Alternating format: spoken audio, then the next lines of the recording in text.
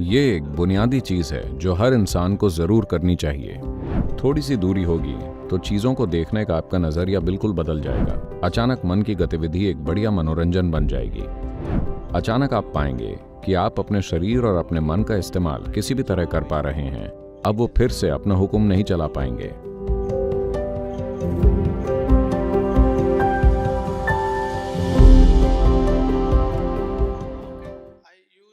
मैं मुश्किलों का इस्तेमाल अपने विकास के लिए कैसे कर सकता हूँ?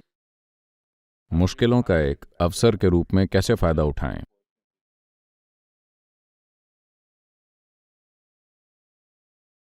जब हम मुश्किल कहते हैं तो जीवन में सिर्फ शारीरिक मुश्किलें आ सकती हैं। मानसिक मुश्किलें आपकी वजह से आती हैं, पर शारीरिक मुश्किलें बाहरी परिस्थितियों के कारण, स्थान और कई दूसरी चीजों के कारण हो सकती हैं। तो शारीरिक मुश्किलों में कुछ दर्द हो सकता है। तो शारीरिक कष्ट से गुजरने वाले लोग हमेशा मजबूत होकर उससे बाहर आते हैं। क्या ऐसा है? हमेशा आपकी ट्रेनिंग से ही पता चलता है। शायद से एक सैनिक होने की ट्रेनिंग युद्ध लड़ने से ज्यादा मुश्किल है। अगर जोखिम की बात ना करें, अगर मुश्किलों को देखें तो ट्रेनिंग बेमतलब की कठिनाई लगती है। हमेशा सैनिक के मामले में भी ऐसा है और योगी के मामले में भी ऐसा ही है। उन्हें सुबह 4 बजे उठकर योग करना पड़ता है। मन पूछेगा, बेवकूफ तुम जाग क्यों गए हो, सभी सो रहे हैं, है ना? योगी के लिए भी यही समस्या है। मन पूछेगा, बेवकूफ तुम सुबह 4 बजे क्यों उठ रहे हो और कर क्या रहे हो, सभी सो रहे हैं, वो 7 बजे उठकर कॉफी पीते हैं, तुम क्या कर रहे हो?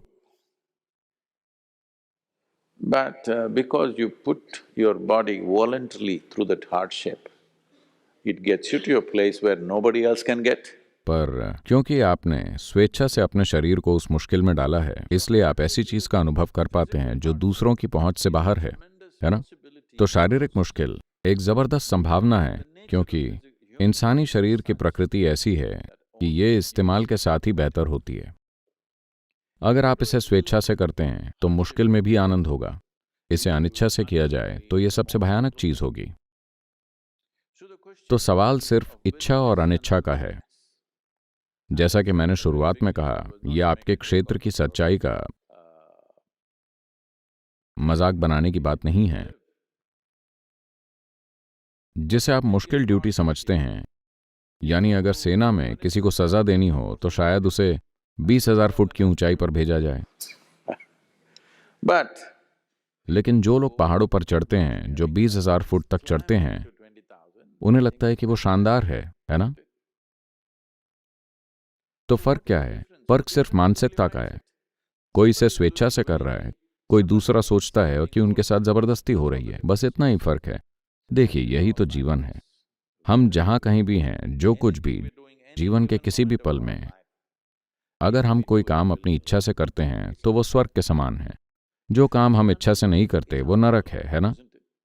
कुछ भी, चाहे कुछ भी हो। क्या आपको गुलाब जामुन पसंद है? नहीं, मैं इन ऑफिसर से पूछ रहा हूं, क्या आपको गुलाब जामुन पसंद है? तो अभी मैं ढेर सारे गुलाब जामुन लाने वाला हूं और मैं ज्यादा से ज्यादा गुलाब जामुन आपके मुंह में डालने वाला हूं। यह आपके जीवन का सबसे बुरा अनुभव बन सकता है ना?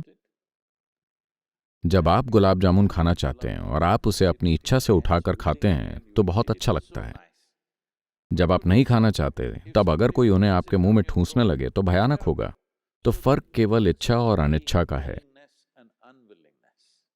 यही वो बुनियादी चीज है जो हर मनुष्य को करनी चाहिए। अभी देखिए, हम जो कुछ भी करें, अगर मेरे पास कोई विकल्प होता तो मैं कुछ और करता, लेकिन अभी मैं ये कर रहा हूं। मान लीजिए, मैं जो कुछ भी कर रहा हूं, अगर उसे इच्छा से किया जाए तो जो चीज आपको पसंद नहीं है वो भी एक शानदार प्रक्रिया बन जाएगी।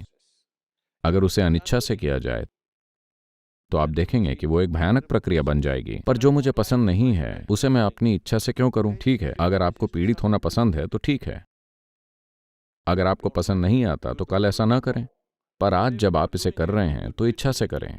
अगर आप इसे स्वेच्छा से करते हैं तो वो चीज़ भी जो आपको लगता है कि आपको पसंद नहीं है, वो भी एक बड़ी खुशी और विकास की एक प्रक्रिया बन जाएगी। तो निश्चित तौर पे शारीरिक मुश्किलों से बड़े पैमाने पर खुद में संतुलन और खुशहाली लाई जा सकती है। मानसिक मुश्किलें पूरी तरह से आपकी बनाई हुई हैं। कोई दूसरा आपके लिए मानसिक मुश्किलें नहीं पैदा करता, केवल आप ही अपने साथ ऐसा कर सकते हैं, है ना? इसे रोकने के लिए, जैसा कि मैंने कहा, ईशा क्रिया आप सभी को करनी चाहिए, क्योंकि इससे आपको थोड़ी दूरी मिलेगी। थोड़ी सी दूरी से चीज़ों को देखने का आपका नज़रिया बिल्कुल बदल जाएगा। ये कुछ ऐसा है, आप ट्रैफिक जैम देखते हैं कि आप किसी ट्रैफिक जैम में हैं, आप उसमें फंस गए हैं, सभी एक दूसरे को कोस रहे हैं, गुस्सा हो रहे हैं, और दिल्ली में लोग एक दूसरे को मार भी देते हैं। ट्रैफिक जैम में लोग एक दूसरे को मार देते हैं। मान लीजिए आप हवाई जहाज़ या हेलीकॉप्टर में बैठे हैं और नीचे देखते हैं, तो ट्रैफिक जैम वाकई अच्छा लगता है। क्या आपने कभी इस पर गौर किया है? वो काफ़ी अच्छा दिखता है, सिर्फ इसलिए कि थोड़ी दूरी है।